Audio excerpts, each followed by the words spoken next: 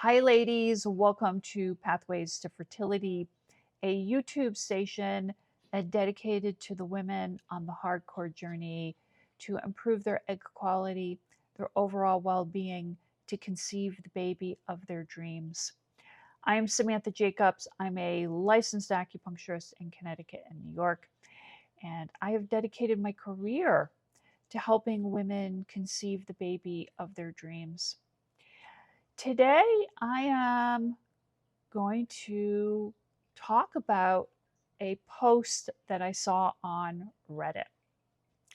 So, before we go any farther, this particular post was on one of the fertility forums, and I did reach out to the OP, the original poster. She did not respond to me, so I am not going to read the post. I didn't get her permission, so I'm not going to read the post, but rather I'm just going to pull out the pertinent information and I'm going to go through it and answer her question. The OP asks, why is my AMH not improving? She's 42 years old. She has experienced 4 miscarriages. So we're going to pause here and I'm going to interject that my heart goes out to this woman. One of those miscarriages was a stillbirth. That this particular woman has gone through a lot. And just reading between the lines, how scary, overwhelming, disappointing everything must be for her right now. So we can understand between the lines her stress levels are tremendous. And when she's asking the question, why is my AMH not improving? That there's a lot of fear there, a lot of uncertainty, which is also a huge layer of stress. The OP indicates that in November of 2022, her AMH was 0.2. In July of 2024, it was 1.25. In December of 2024, AMH was 0.098. In March of 2025, her AMH was 0.015. She indicates that she started CoQ10, ALA, vitamin D, resveratrol, probiotic. She is getting acupuncture once a week. She has been completing red light therapy for 2 months. So since her last miscarriage, she's had 2 periods. The first cycle was 26 days between periods. The second cycle was 22 days between periods. What I saw in response to her post on Reddit was an overall, like, you got to do IVF right now. And that's like, I partly agree and I partly don't agree. First of all, when it comes to AMH, we need to acknowledge that AMH is not an indicator if you can or cannot conceive. Okay? So it is an indicator that Western medicine uses as a tool to gauge the expectation of what a potential IVF cycle could look like for a woman, a couple. It helps the doctor predict an outcome to realistically help that woman understand what to expect. And it's also a good indicator, like how many eggs are going to be recruited for that cycle, and potentially the dosing of medication that will be needed to complete an IVF cycle. So it's a tool that Western medicine uses. A more holistic perspective, low AMH is an indicator that hormones are out of balance. And in particular, this particular woman is indicating, right, that one of her menstrual cycles was 22 days. So there's some kind of hormonal imbalance.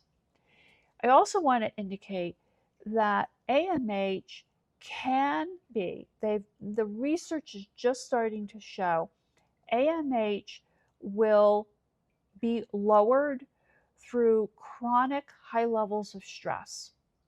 And this particular OP, she's been through a tremendous amount of stress, and that alone could be impacting her AMH. Looking at how do you approach your fertility when your AMH is not improving. So we have the IVF route. And like many of the other women who posted in response to this thread, this might be the time to do IVF. This might be something that you do sooner than later and grab an opportunity to see what that outcome would be. Since AMH is not an indicator if you can or cannot conceive, natural conception has not been ruled out here. Rather, that natural conception, her ability to conceive naturally, would benefit from balancing the hormones in her body so that she would have a 28 to a 32-day cycle. These are some of my thoughts.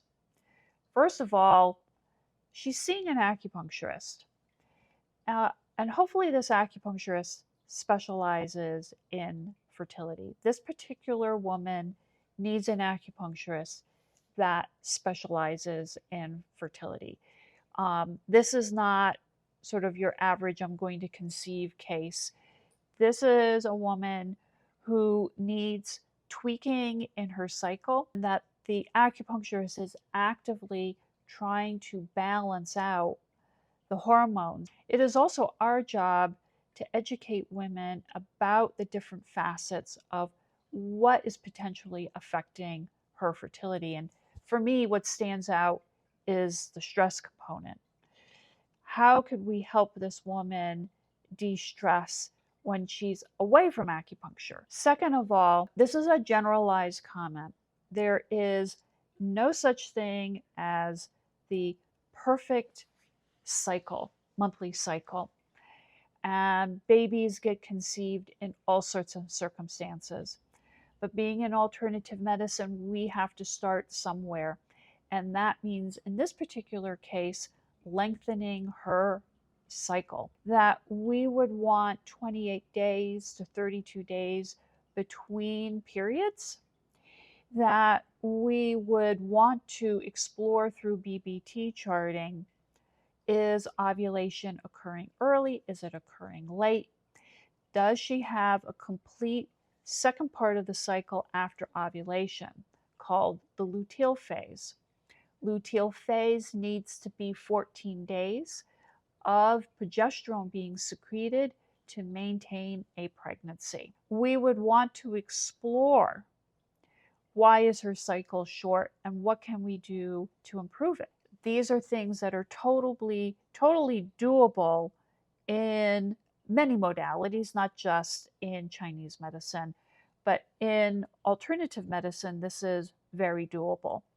Third of all, I would be advocating for this woman to ask her OB or her RE for repetitive pregnancy loss blood work, to have blood work to explore autoimmune disorders and clotting disorders. This needs to be ruled out. She's had 4 miscarriages, and before she conceives again, it would be in her best interest to make sure that this is not a factor playing into her pregnancies. Fourth, I would advocate for her to take DHEA. It's a very reasonably priced supplement. It's a supplement that is a building block for hormones. So it contains precursors to make other hormones like progesterone, estrogen, testosterone.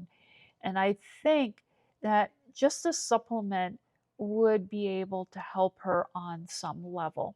With this particular post, I do believe if her hormones were addressed, her stress levels were addressed, and tweaking her supplements, maybe adding some Chinese herbs to balance her cycle, that there is a good opportunity for her AMH to potentially increase. In particular, AMH is not something that shifts and changes within a week or two, and it usually does take a certain amount of treatment to be able to pull AMH upwards. What are your thoughts, ladies? Have you had an experience where you've been in active treatment and your AMH went down? Have you been in treatment and your AMH has gone up? Have you seen maybe a particular supplement make an impact on your AMH? I would love to hear your thoughts. Please post your comments.